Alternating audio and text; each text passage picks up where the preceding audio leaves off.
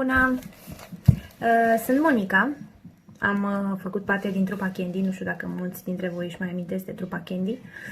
Dar m-am gândit să fac primul episod din vlogul ăsta ca un remember al trupei Candy, pentru că am primit acest album minunat cu o parte din articole, din pozele cu noi din perioada aceea. Și aș vrea să vă întreb care piesă v-a plăcut mai mult, ce piesă a trupei Candy v-a plăcut mai mult. Aștept să-mi scrieți în comentarii și să îmi spuneți dacă aveți amintiri din perioada aia. Știu că mulți dintre voi veneau la concertele noastre și fără voi, sincer, nu am fi existat, cu siguranță. Acestea sunt o parte din articolele. Wow, deci aici îmi amintesc că am fost nevoită să-mi fac o schimbare de look. Eu fiind roșcată, acestea sunt niște șuvițe foarte nefericite. Deci am abordat acest look care practic nu mi-a plăcut în perioada aia. Din păcate așa au ieșit șuvițele astea.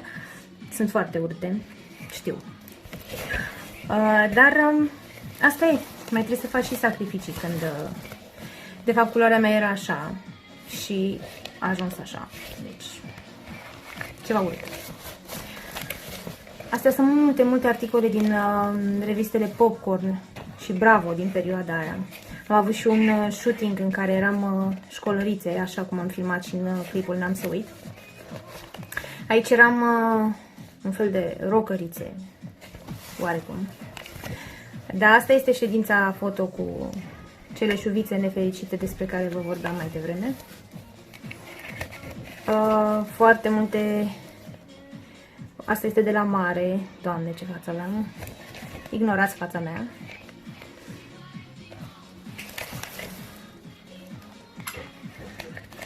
Acestea sunt șuvițele, da. Să dăm peste. Trecem peste ele, ca și cum n-ar fi existat. Când am intrat în trupă, folosisem un nuanțator. Nu știu dacă am poze din perioada aia aici în caiet. Folosisem un nuanțator roz. Deci aveam un păr absolut roz. Ceva. Nu știu, eu consideram în perioada aia că e frumos, dar era ceva. Un roz țipător, așa ieșise. Deci. De fapt, când am intrat în trupă, fetele vreau să vadă cu ce culoare mi-ar sta bine, ce culoare m-ar avantaja. Pentru că Selena era blondă, Julia era brunetă și au zis să încercăm varianta roșcată. Și atunci era un program, nu mai țin minte cum se numește, pe calculator, în care îți puneai poza feței și puteai să adaugi tot felul de peruci, tot felul de culori, ca să vezi ce anume te avantajase. Și după aceea m-am dus. Am constatat că nu e foarte rău. Ce mi ieșise mie prima oară nu era foarte ok. Era un nuanțator, pentru că mi-a fost frică să mă vopsesc așa din prima, că nu știam cum o să-mi stea. Dar am ajuns la o culoare mai normală, vedeți aici. Culoarea asta de roșcat, pe care am menținut-o. Asta e o poză pe care o făcusem de sărbători, de Crăciun, în revista Bravo. Și asta la fel de jos. Vedeți că eram îmbrăcate în crăciunițe. Da, a fost o perioadă foarte frumoasă. Aveam foarte multe postere. Uitați, asta este de fapt un poster, dar nu se vede foarte. E mic aici. Aveam și postere mai mici și mai mari, cum erau în reviste în perioada aia. Da, și aveam o față mult mai entuziastă decât acum.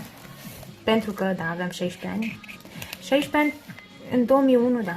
Atât aveam când am intrat în trupă. Asta este Julia. Asta sunt eu. Din nou poze din shooting-ul de Crăciun.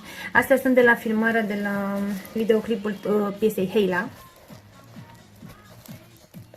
Iar aici abordasem, v-am zis, un look mai de rockerițe, așa. Aici suntem la premiile muzicale ale industriei românești, premiile industriei muzicale românești, unde am luat premiul Girls Band și am avut un recital atunci pe care l-am pregătit, știu, foarte mult timp, cu dans, cu... Cred că îl găsiți și pe YouTube. Cu siguranță este pus de un fan de-al nostru. O să vă pun, eventual, o să vă pun, dacă doriți, o să vă pun și linkul în descriere. Da, a fost o perioadă foarte frumoasă. Îmi amintesc cu drag de perioada aia. Aștept să îmi scrieți în comentarii ce v-a plăcut cel mai mult din perioada aia și ce piesă v-a plăcut cel mai mult. Și haideți să facem împreună vlogul ăsta, să-mi spuneți despre ce ați vrea să mai... ce probleme ați vrea să mai abordăm, despre ce ați vrea să mai discutăm.